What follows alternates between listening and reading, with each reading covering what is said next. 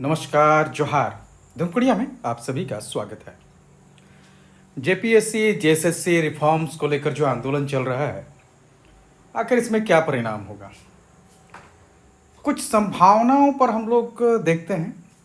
सबसे पहले तो जो डिमांड रखी गई हैं उन पर क्या हो सकता है? क्या सारी डिमांड्स पूरी हो जाएंगी या कौन कौन सी डिमांड्स पूरी हो सकती हैं? या अगर डिमांड पूरी नहीं हुई तो आंदोलन का स्वरूप कैसा हो जाएगा? तो सबसे पहले जैसे रद्द की जो बात की गई है, कई एग्जामों को रद्द कराने की बात की गई है। एक चीज गौर कीजिए, सरकार अभी तक एक भी एग्जाम को रद्द नहीं की है। क्यों नहीं की? इतना हल्ला, इतना कुछ होने के बावजूद सरकार जो है किसी भी एग्जाम को रद्द करने की ओर नहीं गई। इसका कारण क्या हो सकता है?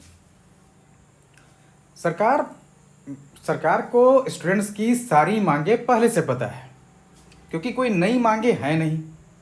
ये वही मांगे हैं जो पिछले 4 साल 5 साल में आंदोलनों के दौरान बार बार रखी गई हैं।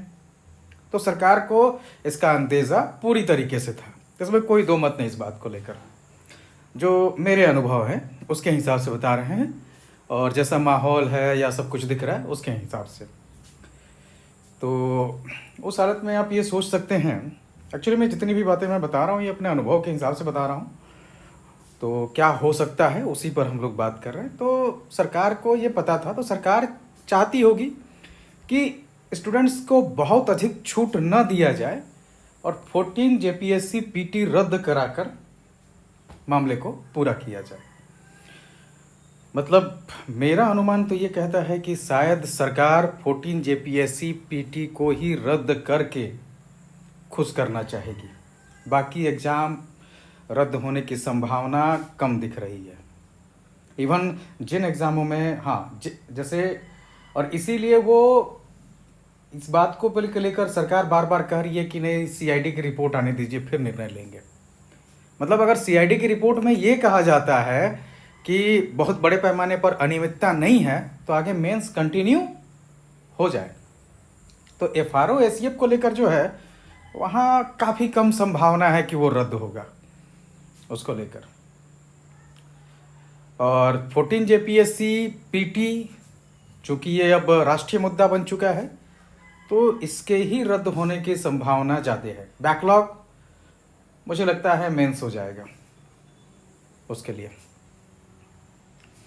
बाकी देखा जाता है कि क्या हो सकता है, वो बात की बात है उसमें। लेकिन अभी तक का जो अनुमान मेरा है उसके हिसाब से 14 जेपीएससी को लेकर ही जो है कि ये रद्द हो सकता है। बाकी के उम्मीद कम है, काफ़ी कम है। दूसरा अब रहा कि जो दूसरे मतलब ये हैं, जैसे सीबीआई जांच के बारे में बस इतना जान लीजिए कि जब 5th जेपीएससी मेंस के बाद आंदोलन हुआ था और उस समय विपक्ष में हेमंत सोरेन ही थे, तो उन्होंने उस समय सीबीआई जांच की मांग की थी। आज सरकार में है तो सीबीआई जांच जो है इनकार कर रहे हैं। कोई भी सत्ताधारी दल अपने विपक्ष के मतलब अगर केंद्र में है तो उसकी एजेंसियों को अपने यहाँ काम करने नहीं देंगी। तो इस बात की उम्मीद तो बिल्कुल मत रखिए कि सीबीआई जांच को लेकर सरकार मान जाएगी। कोई भी नहीं करेगा। चाहे अभी यहाँ पर बीजेपी की गवर्नमेंट रहती और सेंट्रल में कांग्रेस की गवर्नमेंट रहती तब भी नहीं होता, और ये चीज़ देखा जा चुका है पहले भी, तो उसकी संभावना ना के बराबर है।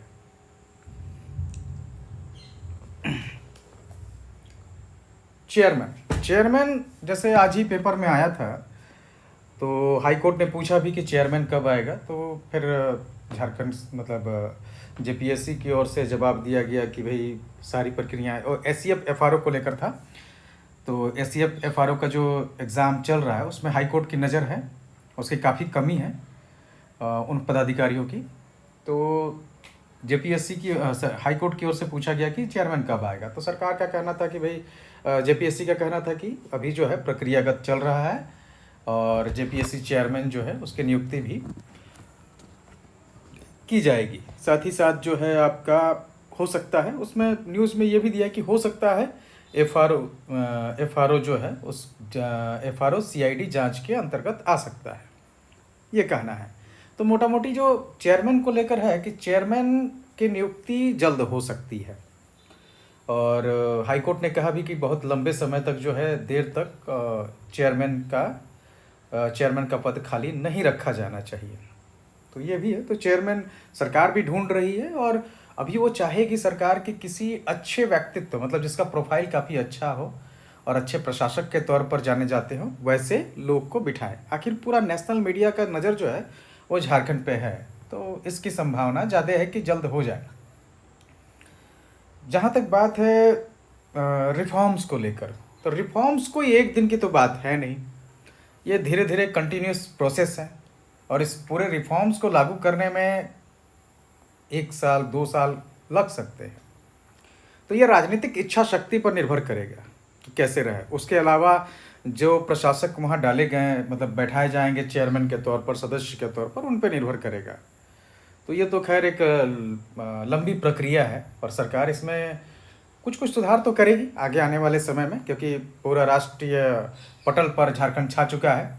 तो अपने आप को बेहतर दिखाने के लिए सरकारों को रिफॉर्म्स तो करना होगा।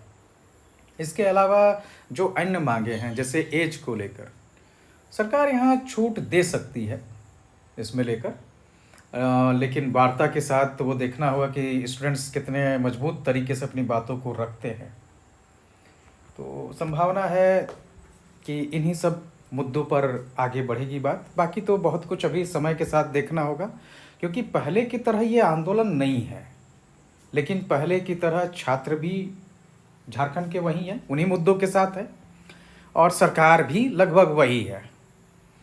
तो उस हिसाब से मेरा अनुमान है कि इस तरह की चीज़ें हो सकती हैं। बाकी छात्र अपनी ओर से कितना जोर लगाते हैं, आंदोलन कितना बृहद तौर पर बढ़ता है, उस पर भी निर्भर करेगा। नेगोशिएशन टेबल में जब छात्र और मंत्रिमंडल, या कहें तो सरकार का प्रतिनिधिमंडल बैठेगा, तब पता चलेगा कि एक्चुअल में उस मीटिंग्स में क्या बातें हो रही हैं। लेकिन अभी तक का जो दिख रहा है, जैसे सरकार ने कुछ भी एग्ज़ाम रद्द नहीं किया, या फिर जो है सरकार अपनी ओर से, उनका कहना है कि आप आइए हम बात करेंगे। सरकार ये नहीं कह रही कि हम जाने वाले हैं। तो इस तरह की जो चीज़ें दिख रही है, सीबीआई जांच को लेकर भी जो स्टेटमेंट्स आ रहे हैं, तो सीबीआई जांच तो बिल्कुल नहीं है। अब अगर मान लीजिए सपोज दैट कि सरकार ने मांगे नहीं मानी, तो क्या होगा? क्या ये एक जन आंदोलन के तौर पर उभरेगा?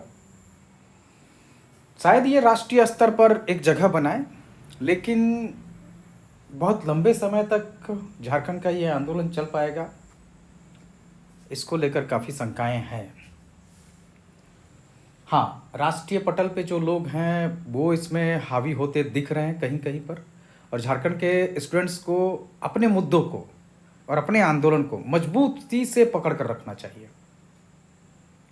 और इसमें सभी झारखंडी युवा अगर साथ दे, क्योंकि ऐसा मौका बिल्कुल नहीं मिला है कभी भी अभी तक के जितने आंदोलन हुए हैं उसमें। तो अगर झारखंड के छात्र अपना एक भविष्य का बेहतर निर्माण की ओर देखते हैं और चाहते हैं कि सरकार से, क्योंकि इसी सरकार को करना है, किसी दूसरे को, विपक्ष को आकर करना नहीं है, तो सरकार से अगर बातें ढंग से रखी जाएं, तो उसके लिए मजबूत होना होगा खुद को। हर स्टूडेंट्स को मजबूत करना होगा इस आंदोलन को। तो अगर अपने रिफॉर्म्स को देखते हैं, अपने बेहतर फ्यूचर को बनाने की सोचते हैं, तो आंदोलन को मजबूत कीजिए। ये एक शांतिपूर्ण आंदोलन है, और शांतिपूर्ण तरीके से ही आगे बढ़े, यही अच्छा है। क्योंकि जैसे ही आंदोलन की कई धाराएं उत्पन्न होंगी, तो फिर कमज़ोर हो जाएगा। तो शांतिपूर्ण ढंग से अपनी बातों को रखना वो ज़रूरी है। बाकी देखते जाइए क्या क्या होता है। ये मेरा एक अनुमान था। धन्यवाद।